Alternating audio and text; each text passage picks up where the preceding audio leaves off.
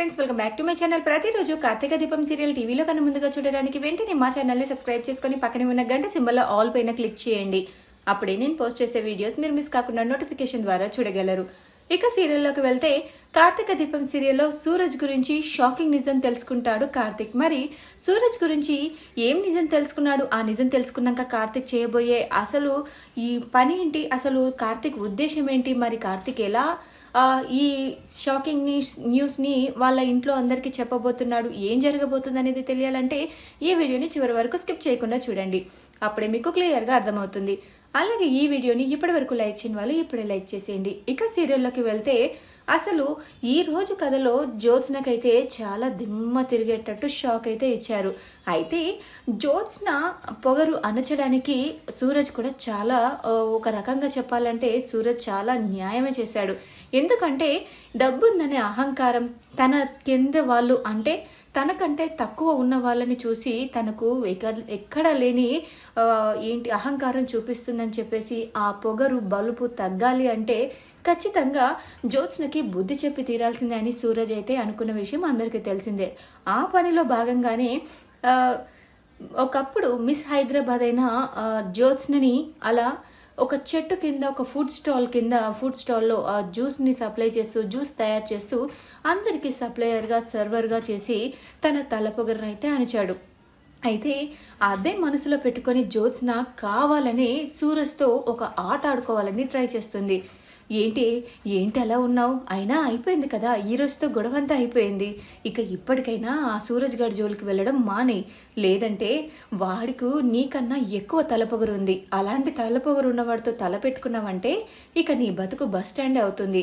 ఈ రోజు నీ చేత జ్యూసులు తయారు చేయించాడు, రేపు గిన్నెలు తోమిస్తాడు, ఆ జ్యూసులు గ్లాసులు కడిగిస్తాడు. అందుకే నా మాట వినవే, నువ్వు నా మాట విని చెప్పింది చేయి, వాడిని మర్చిపో, వాడి చేసిన అన్యాయాన్ని కూడా అవమానాన్ని కూడా నువ్వు మర్చిపో. మనకు ఒక్కసారి ఆస్తంటూ చేతికి రాని, అసలు ఆ కార్తిక్ గాడిని దీపగని అందరినీ ఎలా ఆటాడించాలో అలా ఆటాడిద్దాం. నువ్వు నా మాట విని ఇప్పుడు పంతాలు పట్టింపులకు పోకుండా నా మాట విని సైలెంట్గా ఉండు. ఆ సీఈఓ పదవి నువ్వు దక్కించుకో. ఆ సీఈఓ పదవి నువ్వు దక్కించుకున్న తర్వాత నువ్వు ఏం చేయాలో నీకు ఆటోమేటిక్గా తెలిసిపోతుంది కదా. ఆ దీపకు మాత్రం ఎట్టి పరిస్థితుల్లో సీఈఓ పదవి రావడానికి వీల్లేదు అని చెప్పేసి పారిజాతం అయితే సలహా ఇస్తుంది. ఏంటి గ్రాని, వాడు నాకు ఎంత అవమానం చేశాడో చూసావా? అసలు వాడి యూట్యూబ్ ఛానల్లో నన్ను అసలు ఎలా అంటే సోషల్ మీడియాలో నన్ను చాలా బ్లేమ్ చేశాడు. అసలు ఈ మిస్ హైదరాబాద్ చేత జ్యూసులు తయారు చేయించాడు. అసలు అలాంటి అనాకాని వాడితో నేను మాటలు పడాల్సి వచ్చింది. అలాంటిది నేను వాడిని ఊరికే వదిలిపెడతానని ఎలా అనుకున్నావు గ్రాని?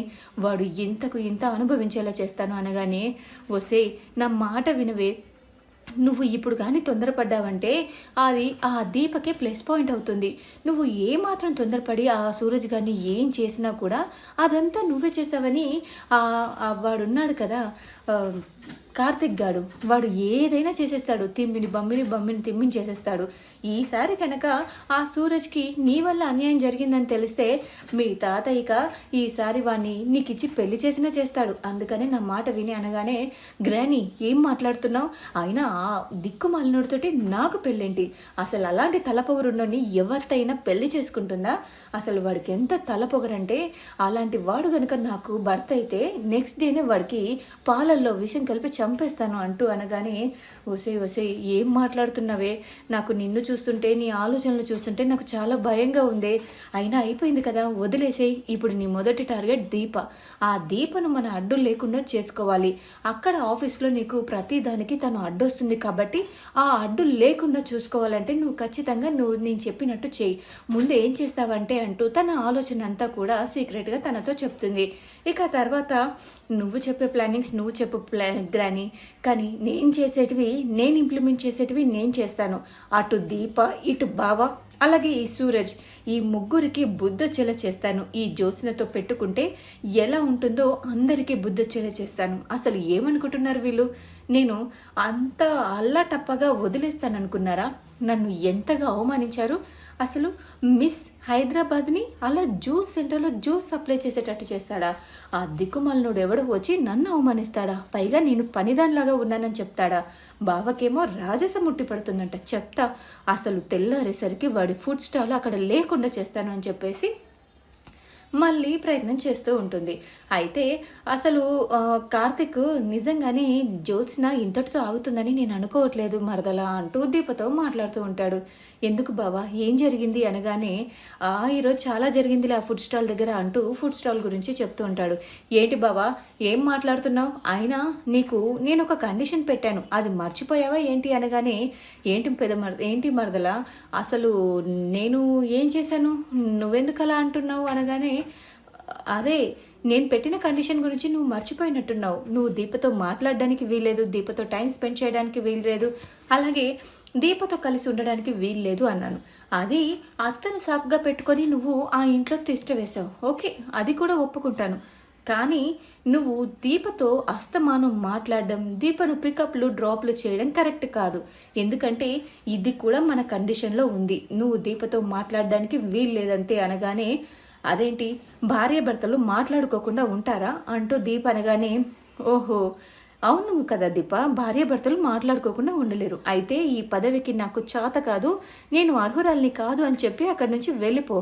అప్పుడు నీ భర్తతో మాటలేం కర్మ, ఇంకా ఏదైనా చేసుకో అంటూ అనగానే, ఏంటి ఓడిపోతానని భయంగా ఉందా జ్యోత్స్న అంటూ అనగానే, అసలు నేను ఓడిపోవడం కాదు, నువ్వెలా గెలుస్తావో నేను చూస్తాను అంటూ ఇక జ్యోత్స్న కూడా వాళ్ళిద్దరి మధ్య వాగ్వాదం చాలానే జరుగుతుంది. ఆ తర్వాత సూరజ్ని తీసుకొని ఆఫీస్లో అడుగు పెడతాడు శివనారాయణ. ఏంటి తాతేంటి వీడిని తీసుకొని వచ్చాడు, అసలు నేనేమో వీని ఫుడ్ స్టాల్ని తీసేయించాను కదా, అసలు అంటూ ఫుడ్ స్టాల్ని తీసేయడానికి ప్లాన్ చేసి రౌడీలని ఏర్పాటు చేశాను, మళ్ళీ ఇది నేనే చేశానని ఏదన్నా బయటపడిందా, అందుకని సూరజు శివనారాయణ తాతని వెంట పెట్టుకుని వచ్చాడా, ఇదంతా బావ పని అయి ఉంటుందా, అసలు ఏం జరుగుతుంది, అసలు ఈ సూరజ్కి ఇక్కడేం పని అంటూ 1,00,000 ఆలోచనలు వస్తాయి జ్యోత్స్న మనసులో. ఏంటి బావా, సూరజ్ ఇక్కడికి వచ్చాడేంటి అంటూ దీప కూడా కార్తిక్ని అడుగుతుంది. చెప్తా పెద్దమరదల, నీకే అర్థమవుతుంది కదా అంటూ కార్తిక్ అయితే చెప్తాడు. అయితే ఏంటి జ్యోత్స్న అలా చూస్తున్నావు, ఏంటి సూరజ్ని ఎందుకు తీసుకొచ్చానని డౌట్గా ఉందా అనగానే, అది అది అది కాదు తాత, అసలు వీడిని ఇక్కడికి ఎందుకు తీసుకొచ్చావు, అయినా వీడికి చేసింది అయిపోయింది కదా, వీడు నాకు పనిష్మెంట్ ఇచ్చాడు, వీడికి నన్ను సారీ చెప్పమన్నాడు, చెప్పాను కదా, మళ్ళీ ఎందుకు తీసుకొచ్చావు అని అనగానే, వీడిని ఎందుకు తీసుకొచ్చానో నీకు తెలియదా అంటూ శివనారాయణ ఒక క్వశ్చన్ వేస్తాడు. అంటే కొంపదీసి నేనే వాడి ఫుడ్ స్టాల్ని మళ్ళీ తీయించేశానని తాత కనిపెట్టేశాడా అంటూ అనగానే, ఏంటి చూసినా ఏం మాట్లాడవేంటి అనగానే, నాకెలా తెలుస్తుంది తాత నేనేం చేశాను అనగానే, నేను నువ్వేదో చేశావు అని అనలేదే, కాకపోతే ఈరోజు ఒక పెద్ద ఇష్యూనే జరిగింది అనగానే, ఏంటి తాత అది అనగానే, నీ ఫ్యాన్స్ అంట మిస్ హైదరాబాద్ జ్యోత్స్న గారిని ఇలా ఒక ఫుడ్ స్టాల్లో సర్వర్గా చూడడం ఇష్టం లేదు అంటూ బాగా ఫుడ్ స్టాల్కి వచ్చి రచ్చ చేసేళ్ళారు అనగానే, అవునా, అయితే నా ప్లాన్ సక్సెస్ అయింది, నా చేతికి మట్టి అంటకుండా చాలానే జరిగింది అంటూ అనగానే, అది దానికి నేను ఎలా బాధ్యురాలను అవుతాను తాత, అది నా ఫ్యాన్స్ నా అభిమానులు అలా చేశారు, దానికి నా తప్పేముంటుంది అనగానే, అవును నీ తప్పేమీ లేదు, అందుకనే నేను ఒక నిర్ణయం తీసుకున్నాను అని చెప్పేసి అనగానే, ఏంటి తాత అది అనగానే, అది కార్తిక్ నేను అందరికీ బోర్డ్ మీటింగ్ అరేంజ్ చెయ్యి అనగానే, అదేంటి ఇప్పుడెందుకు తాత బోర్డ్ మీటింగ్, అయినా మాకు 2 వీక్స్ టైం ఉంది కదా ఈ కంపెనీ సీఈఓ గురించి చెప్పడానికి అనగానే, దాని గురించి మాట్లాడడానికే నేను చెప్తున్నాను అనగానే, చూడమ్మా దీప, ఇప్పుడు నువ్వు కడుపుతో ఉన్నావు, ఇప్పుడు నీకు ఎక్కువ స్ట్రెస్ ఇవ్వకూడదని మీ అత్తయ్య నాతో చెప్పింది, అందుకనే కాంచన మాట కూడా నేను దృష్టిలో పెట్టుకొని ఒక నిర్ణయం తీసుకున్నాను. ఇప్పుడు సీఈఓగా జ్యోత్స్నని ఉంచడానికి వీల్లేదు, ఎందుకంటే ఇది వరకు తన మీద ఆబ్లిగేషన్స్ ఉన్నాయి కాబట్టి ఇప్పుడు నేను మళ్ళీ తనని కంటిన్యూ చేయలేను, అలా అని బయట వాళ్ళని తీసుకొచ్చి నేను ఏం చేయాలో అర్థం కాలేదు, అందుకని సూరజ్ అయితే ఖచ్చితంగా అన్నిటికీ తగ్గ అర్హుడని, ఈ కంపెనీకి ఎలా మంచి పేరు తీసుకురావాలి, కస్టమర్స్ మళ్ళీ మన కంపెనీకి ఎలా వచ్చేలా చేయాలి అనేది తన దగ్గర ఒక మంచి మోటివేటివ్ ఆలోచన ఉంది, అందుకోసం నేను సూరజ్ని సెలెక్ట్ చేసుకున్నాను అనగానే, ఏంటి తాత మర్చిపోయావా, అయినా ఈ కుటుంబంలో వాళ్ళు కాకుండా బయట నుంచి వచ్చిన వాళ్ళు అలా సీఈఓ పదవికి కూర్చుంటే వాళ్ళు వెళ్ళిపోతామని చెప్పారు కదా, అయినా నువ్వు సూరజ్ని తీసుకొచ్చావంటే ఏంటి అర్థం అనగానే అవును అది నిజమే కదా, అవును సూరజ్ బయటవాడైతేనే కదా నీకు ప్రాబ్లం, సూరజ్ మన ఇంటి వాడైతే అనగానే సూరజ్ మన ఇంటి వాడు ఎలా అవుతాడు, ఎవడో పనికి పాలినవాడు మన ఇంటి వాడు ఎలా అవుతాడు అనగానే అవుతాడు జ్యోత్స్న, నిన్ను పెళ్లి చేసుకుంటే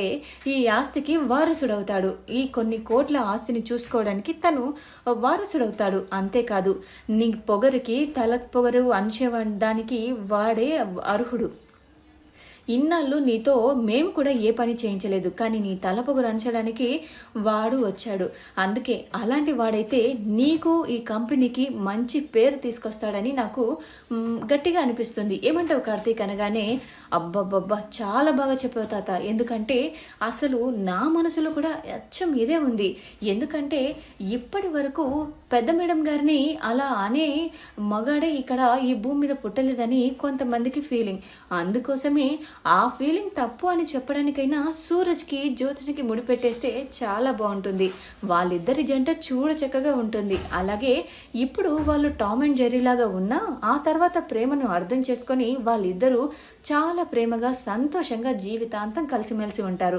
అంతేకాకుండా సూరజ్ తనకు ఉన్న తెలివితేటలతో ఈ కంపెనీని ఇంకో లెవెల్కి తీసుకువెళ్తాడు, అది కాక ఈ ఇంటి వారసుడవుతాడు కాబట్టి అతన్ని సీఈఓగా ఉండొద్దు అని చెప్పడానికి ఎవరికీ అర్హత లేదు, సూరజ్ చేతిలో ఈ కంపెనీ పెడితే చాలా బాగుంటుంది తాత అంటూ కార్తీక్ అయితే చెప్పేస్తాడు.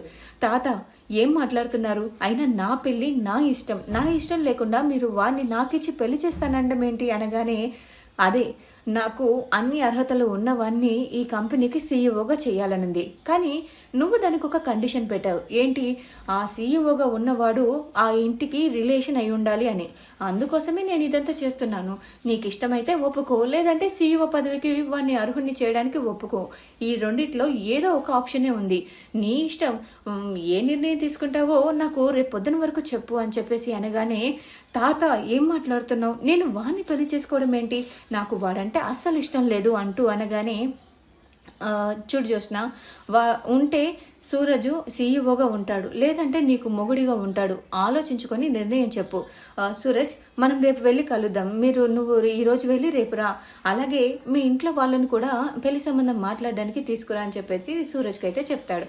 ఇక చూడాలి మరి తర్వాత ఎపిసోడ్లో ఏం జరగనుందో, మరి సూరజ్ ఫ్యామిలీ గురించి కార్తిక్ ఎలా తెలుసుకుంటాడు, మరి సూరజ్ బ్యాక్గ్రౌండ్ ఏంటి, సూరజ్ తాత గురించి, సూరజ్ కుటుంబం గురించి అంతా తెలుసుకున్న తర్వాత కార్తిక్ ఏం చేయబోతున్నాడు, మరి సూరజ్ నిజంగానే ఆ ఇంటికి అల్లుడు కాబోతున్నాడా, జ్యోత్స్నకి మొగుడు కాబోతున్నాడా, మరి ఏం జరగబోతుందని అయితే తెలియాలంటే తర్వాత ఎపిసోడ్ వరకు వేచి చూడాల్సిందే. ఈ వీడియో కనుక మీకు నచ్చినట్లయితే లైక్ చేసి షేర్ చేయండి, మా ఛానల్లోని మరెన్నో లేటెస్ట్ అప్డేట్స్ కోసం వెంటనే మా ఛానల్ని సబ్స్క్రైబ్ చేసుకుని పక్కనే ఉన్న గంట సింబల్లో ఆల్ పైన క్లిక్ చేయండి, అప్పుడే నేను పోస్ట్ చేసే వీడియోస్ మీరు మిస్ కాకుండా నోటిఫికేషన్ ద్వారా చూడగలరు. Thanks for watching my video.